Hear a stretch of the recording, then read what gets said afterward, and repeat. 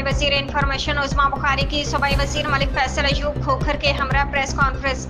सूबाई वज़ीर खेल मलिक फैसल अयूब खोखर ने सालाना तरक्याती प्रोग्राम 2025-26 पर तफसीली रोशनी डाली। पंजाब के सालाना तरक्याती प्रोग्राम ADP 2024-25 में मुकम्मल की गई स्कीमों पर भी रोशनी डालेगी। खेलो अमूर नौजवान पंजाब का बजट 7.6 अरब रुपये मुख्तस किया गया है। सूबाई वज़ीर ने महकमा खेलो अमूर नौजवान के मजवज़ा मनसूबों और इक़दामात के बारे में आगाह किया।